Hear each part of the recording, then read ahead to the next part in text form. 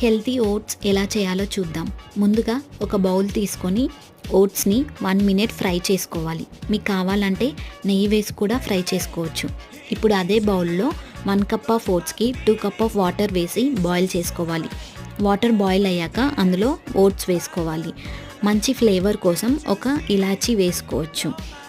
లాస్ట్లో 1 glass of milk add చేసుకోవాలి.